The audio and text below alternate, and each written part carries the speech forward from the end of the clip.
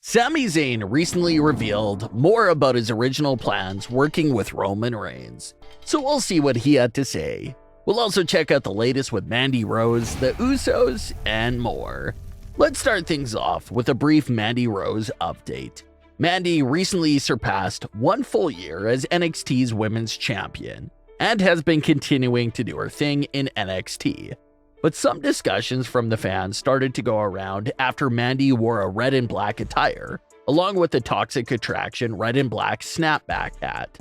The look of a red and black attire with a backwards snapback became a signature look for Nikki Bella late in her career. So, when the fans laid their eyes on Mandy Rose's look from the November 15th edition of NXT, a lot of them were wondering if Mandy was paying any homage to Nikki Bella, or if there was any relation there at all. Nikki Bella even reposted Mandy Rose's look on Twitter. Then, Cora Jade, who was also known to heavily wear a snapback hat, also quoted Mandy's look and called it a Cora Jade cosplay. Mandy Rose responded to all the Cora and all the other fan discussion by sending out this message on Twitter.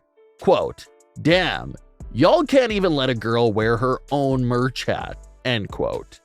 So that was confirmation right there from Mandy that it wasn't supposed to cosplay anyone, and how she was just trying to wear her own merchandise. As far as things go with Mandy Rose in the ring, she's now approaching 400 days as NXT Women's Champion. Fans have been spending the last few weeks trying to figure out who will be the superstar to dethrone Mandy Rose. It's the longest reign that the NXT Women's Champion has seen in a handful of years. So, that big dethroning moment should be huge, and should instantly establish whoever gets the job done of knocking Mandy Rose off the top. And once Mandy Rose loses the NXT Women's title, everyone fully expects to see a main roster call-up for the Toxic Attraction faction.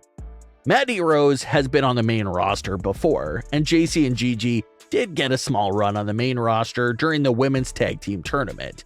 But we've never seen all 3 Toxic Attraction members on the main roster together at the same time.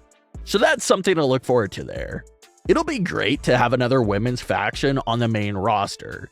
Maybe we could even get a fair fight between Toxic Attraction and Damage Control. And with Mandy coming off a 400-day long title reign, it also makes sense for Mandy Rose to be looked at as a big threat to the women's championships as well. So, regardless if they all land on Raw or SmackDown, Mandy Rose could find herself in the main title scene pretty fast, since she'll be riding off that NXT momentum.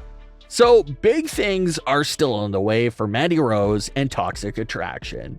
You can only assume that they want to get to the main roster and repeat what they did in NXT, of having all 3 members holding championship gold at the same time.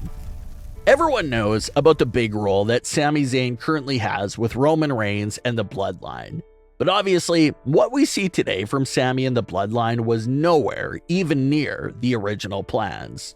Sami Zayn recently revealed he had first started brainstorming and pitching the idea for interacting with Roman Reigns way back during the time of Survivor Series 2021. According to Sami, that's when the discussion started happening about putting Sami and the Bloodline together on screen in little ways. Sami Zayn had this to say about his original plans while making an appearance on the Cheap Heat podcast. Quote, "I won't pull the curtain back too much, but the idea was kicked around about a year ago, a good 6 months before the seeds were even planted on screen.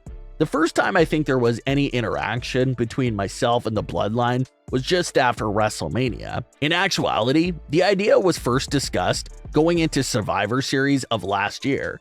I was doing this whole thing on Smackdown where I was the longest tenured member as the locker room leader. I thought it'd be something interesting with the locker room leader and the head of the table. The premise being the head of the table isn't in the locker room anymore. I wasn't originally envisioning being a full member of the Bloodline or anything like that. Just something to where Roman and I can occasionally get on screen together in a lighthearted way. And I'm giving him these reports of what's going on and what he needs to be careful for. Every once in a while, I get things kicked my way too. That was sort of the idea. It was talked about with Roman as well. We were sitting at catering one day, and I heard an interview that he did with Ariel Helwani where he was very kind towards me and saying nice things about me as an on-screen character, that he'd like to do something down the road with me one day. We got talking, and I don't remember exactly how it went, but it was a mutual thing. End quote. So that was how the idea first started, and obviously we all see what it evolved into. Originally, it sounded like Sami Zayn just wanted to be a very distant ally to the Bloodline, since the Roman Reigns character was often distant from the rest of the locker room and very to himself. Sami Zayn would have basically been serving as Roman's eyes and ears in the men's locker room. Sami would go back to Roman with these constant reports of what's happening, what people are saying, and who Roman should keep an eye on to protect the title. That's how Sami's original Bloodline role was supposed to look like, and that's basically how it did start. But due to it picking up so much steam, Sami's role in the Bloodline quickly evolved into something much larger. And what Sami Zayn said about the old Roman Reigns interview was true as well. Roman was praising Sami Zayn's character work in that interview and said that WWE needs to put Sami Zayn on television more often. Fast forward to just a few months after those comments, and Roman and Sami were working together on screen. So it's pretty amazing to see what the original idea was, and what it has turned into over the last few months.